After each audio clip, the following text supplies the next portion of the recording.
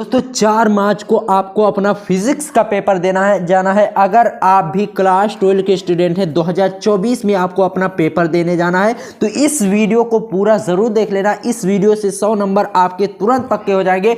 बस इन प्रश्नों को तैयार कर लो जो आज की इस वीडियो में हम आपको बताने वाले हैं। दोस्तों 100% गारंटी की यही प्रश्न आएंगे, क्योंकि ये प्रश्न दोस्तों बहुत सारे मॉडल पेपर, बहुत सारे प्रीवियस ईयर पेपर को खंगालने के बाद आपके सामने लेकर आए हैं। इन प्रश्नों को अगर आप पढ़ लेते हो 4 मार्च के लिए, बस इतना पढ़ लो जो आज की इस वीडियो में मैं बताने वाला हूं। 100 में 100 की तैयारी आपकी तुरंत हो जाएगी। चलिए बिना समय गवाते हुए हम आज की इस वीडियो को शुरू करते हैं। दोस्तों 4 मार्च को अपना फिजिक्स का पेपर देना जाना है, उससे पहले इन सभी को तैयार कर लो। सबसे पहला टॉपिक और सबसे मेन इंपॉर्टेंट हेडिंग है वैद्युत आवेश एवं प्रकार, जिसे इंग्लिश में इलेक्ट्रिक चार्ज एंड टाइप्स बोलते हैं। ठीक है, बात समझ रहे। और दूसरा है कूलाम का नियम, बहुत ही ज्यादा इंपॉर्टेंट है। कूलाम का नियम, कोलंबस लॉ जिसे कहते हैं, और अध्यारोपण का सिद्धांत। ठीक है, अध्यारोपण का सिद्धांत ये भी बोर्ड एग्जाम की दृष्टि से बहुत ज्यादा इंपॉर्टेंट है। Principle of superposition. ठीक है,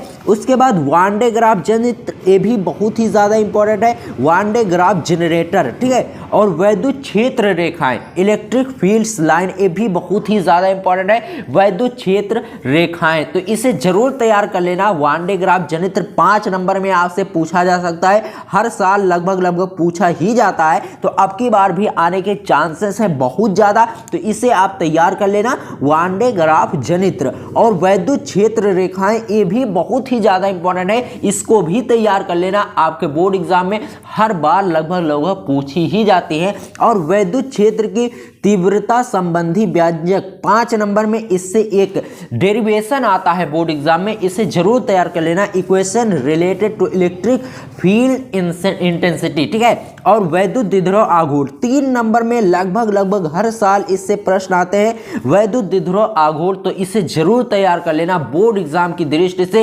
ये सब टॉपिक बहुत ज्यादा इंपॉर्टेंट है और 2024 में 4 मार्च को देख लेना। ये सब टॉपिक आपके बोर्ड एग्जाम में जरूर से जरूर देखने को मिलने वाले। ठीक है दोस्तों, उसके बाद क्वेश्चन आता है मोस्ट इंपॉर्टेंट, वैद्युत विभव तथा विभवांतर। बहुत ज्यादा इंपॉर्टेंट है वैद्युत विभव तथा विभवांतर। बोर्ड एग्जाम में हर साल आने वाला प्रश्न है वैद्युत विभव और तथा वैद्युत विभवांतर। मोस्ट इंपॉर्टेंट क्वेश्चन, इसको बिल्कुल भी आपको नहीं छोड़ना है। उसके बाद देखिए डेरिवेशन एक और है, बहुत ज्यादा इंपॉर्टेंट है। 5 नंबर में इससे फिक्स है क्वेश्चन आ रहा है। घुमा फिरा कर भले ही आपसे पूछा जाए, लेकिन एक प्रश्न आपके बोर्ड एग्जाम में जरूर पूछा जाने वाला है। वैद्युत द्विध्रुव की अक्षीय स्थिति में किसी बिंदु पर विद्युत विभव का सूत्र, formula of electric potential at any point in renewable state of electric potential, आपके बोर्ड एग्जाम की दृष्टि से बहुत ज्यादा इंपॉर्टेंट है। इसका जरूर तैयार कर लेना। इसके सूत्र, जो इसके सूत्र है ना, उस सूत्र आपसे 2 नंबर में भी पूछे जा सकते हैं,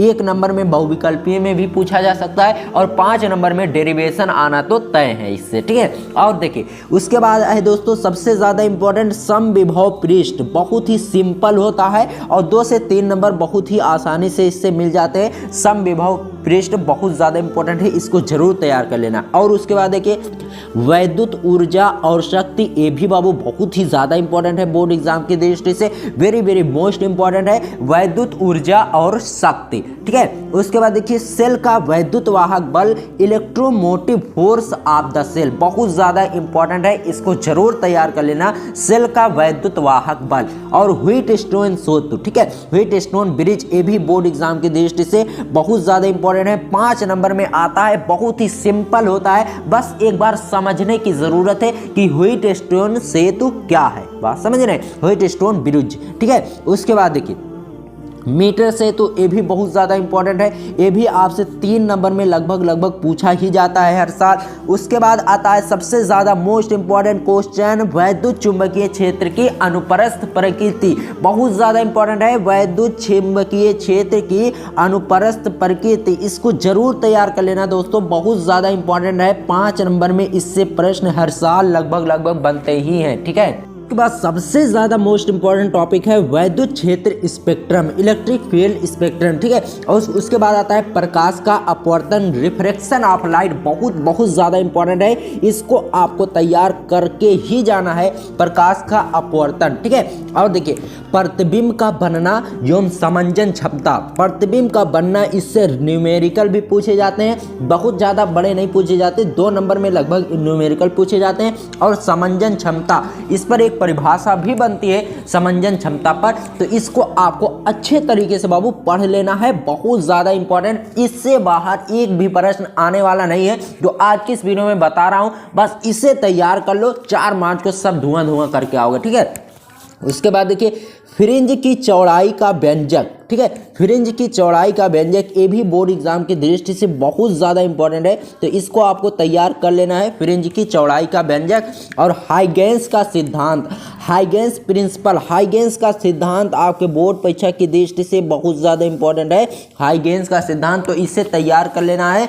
और व्यतिकरण की शर्तें, व्यतिकरण की शर्तें दोस्तों ये थ्योरी होती है, इसमें कोई न्यूमेरिकल वगैरह नहीं होती, सिर्फ आपको रटने की ज़रूरत है, और ये आपको मिल जाता है 5 नंबर में, ठीक है। तो व्यतिकरण की शर्तें, इसे बिल्कुल भी नहीं छोड़ना, जरूर तैयार कर लेना, ठीक है। और आता है सूक्ष्मदर्शी तथा दूरदर्शी, ये भी बोर्ड परीक्षा की दृष्टि से बहुत ज़्यादा इंपॉर्टेंट है, सूक्ष्मदर्शी तथा दूरदर्शी आपके बोर्ड एग्जाम की दृष्टि से बहुत ज़्यादा इंपॉर्टेंट है, इसको जरूर तैयार कर लेना, सूक्ष्मदर्शी और दूरदर्शी। और देखिए विकिरणों की दैर्ध्य प्रकृति, ये भी बहुत ज़्यादा इंपॉर्टेंट है, विकिरणों की दैर्ध्य प्रकृति। और हर्ट्ज तथा लेनार्ड परीक्षण, ठीक है, हर्ट्ज तथा लेनार्ड परीक्षण, ये भी बोर्ड एग्जाम की दृष्टि से बहुत ज़्यादा इंपॉर्टेंट है। और परमाणु का रदरफोर्ड मॉडल, परमाणु का रदरफोर्ड मॉडल, ये भी बोर्ड एग्जाम की दृष्टि से बहुत ज़्यादा इंपॉर्टेंट है, तो इसको भी तैयार कर लेना, परमाणु का रदरफोर्ड मॉडल। और देखिए नाभिकीय विखंडन, नाभिकीय विघटन एवं संलयन, ये बोर्ड एग्जाम की दृष्टि से बहुत ज़्यादा इंपॉर्टेंट है, न्यूक्लियर डिसनाइजेशन एंड फ्यूजन, ठीक है, ये बोर्ड एग्जाम की दृष्टि से बहुत ज़्यादा इंपॉर्टेंट है, नाभिकीय विखंडन यानी नाभिकों का टूटना एवं नाभिकीय संलयन यानी नाभिकों का आपस में जुड़ना, तो बोर्ड एग्जाम की दृष्टि से ये सब बहुत ज़्यादा इंपॉर्टेंट है, इनमें एक भी नहीं छोड़ना, सबको तैयार कर लेना दोस्तों। देख लीजिए ये बोर्ड एग्जाम की दृष्टि से इतने ज़्यादा इंपॉर्टेंट है, किसी भी सेट को उठाकर देख लीजिए, उनमें ये सारे क्वेश्चन अगर ना मिले तो ना तैयार करना, ठीक है।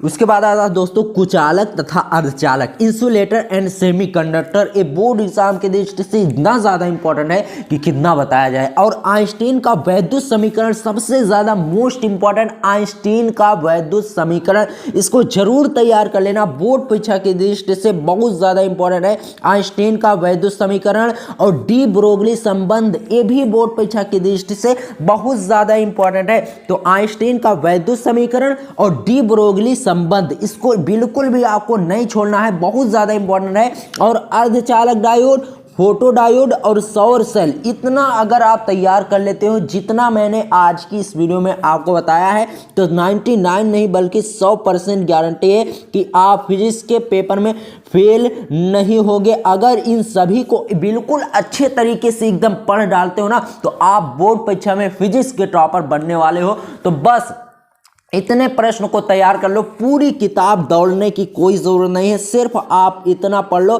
जो आज की इस वीडियो में मैंने आपको बताया है। 80 से 90% आप आराम से स्कोर करोगे, लेकिन इतना पढ़ना होगा जितना आज की इस वीडियो में मैंने आपको बताया है। समय बहुत ही कम है, अभी भी कुछ भी बिगड़ा नहीं है, आप 10 दिन में बहुत ही बेहतरीन तैयारी कर सकते हो। तो चलिए मिलते हैं आपसे किसी और वीडियो में, तब तक के लिए गुड बाय, जय हिंद, जय भारत।